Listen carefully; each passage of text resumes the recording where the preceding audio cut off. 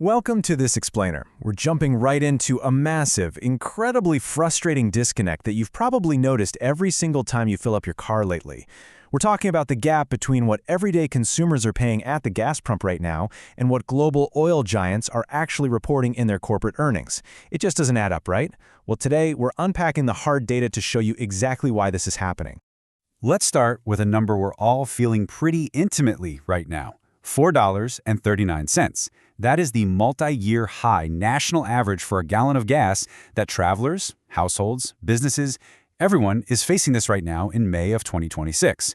And look, it's not just a minor annoyance. It's a massive economic pressure point driving up the cost of literally everything else we buy. Which brings us to this crazy paradox. Household budgets are getting intensely squeezed by an 8% weekly spike in gas prices. But at the exact same time, you're seeing headlines that giants like Exxon and Chevron are reporting massive first-quarter profit declines.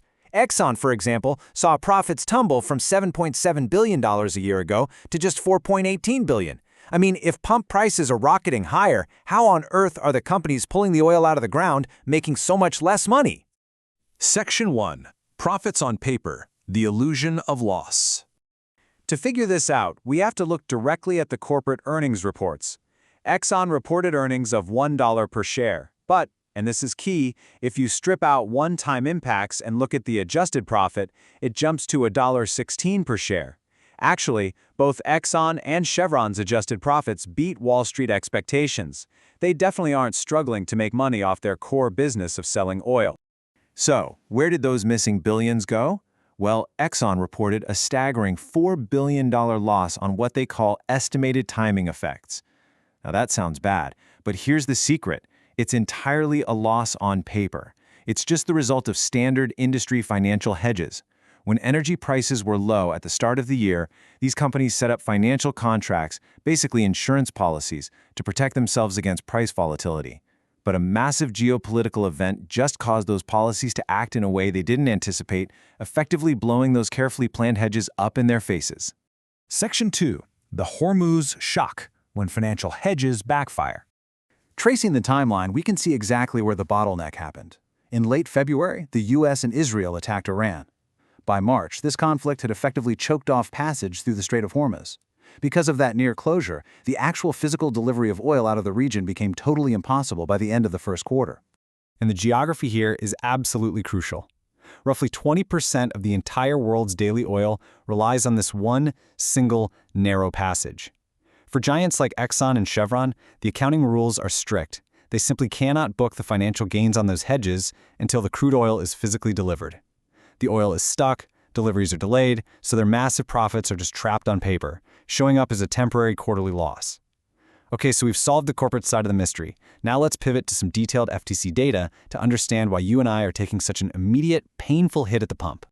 Section 3. Rockets and Feathers. Unpacking the Economic Phenomenon.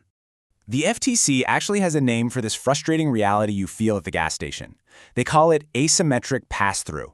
It's a super dense academic term, but it essentially means that upward cost shocks, like global oil shortages, are passed along to retail prices way faster than downward cost shocks. In the industry, they use a much more vivid term for this: rockets and feathers. It works exactly like it sounds. When wholesale costs jump because of a global shock, retail gas prices rocket up instantly. You feel it the very next day. But when the crisis eases and wholesale costs drop, pump prices float down as slowly as a feather. In fact, FTC error correction models found that, on average, retail prices rise more than 4 times as fast as they fall. 4 times! So let's look at how this translates into real, measurable hits to your wallet. Section 4. Measuring the asymmetry. Geography and gasoline types matter. The FTC didn't just look at national averages. They dug into daily geographic data across the U.S., and the variations are wild. If you live in a Midwest city like Louisville, Indiana, you're getting hit with the highest asymmetry, losing almost 5 cents a gallon purely because of this slow, feathering drop in prices. Newark sees a high consumer loss too. Meanwhile, places like Washington, West Virginia see minimal impact. It turns out, where you live heavily dictates how badly you get squeezed by this feathering effect. The research also revealed something fascinating about the kind of gas you buy. Branded gasoline, the big name brand stations, features significantly more asymmetry than unbranded fuel. So that brand name premium is actually hurting you twice. You're paying more on the base price, and when wholesale costs finally drop, those branded stations are way slower to pass the savings on to you compared to the unbranded guys. Let's pull all this together to see who is truly bearing the brunt of this shock. Section 5. The cost to consumers, the reality at the pump. The stark reality is this. On one side, big oil is weathering what are ultimately just temporary paper losses on delayed hedges. The money is there, it's literally just waiting for the physical oil to move. On the other side, consumers are getting hammered by instant, rocketing prices hitting $4.39 a gallon. You add in the asymmetry costing an extra 5 cents a gallon in some cities during that agonizingly slow feather-like descent, and you've got the perfect recipe for the largest monthly inflation spike in 6 decades. Which leaves us with one final critical thought to ponder. As we watch geopolitical tensions eventually ease and the oil inevitably starts flowing through the Strait of Hormuz again, we have to ask, will those feathering retail prices at your local station ever truly catch up to the wholesale savings? Or is that slow feathering descent just a permanent loss for the consumer, quietly padding the margins of retailers long after the shock has faded? It's definitely something to keep a very close eye on the next time you fill up. Thanks for joining me for this explainer, and I hope it brought some real clarity to what you're seeing out there in the economy.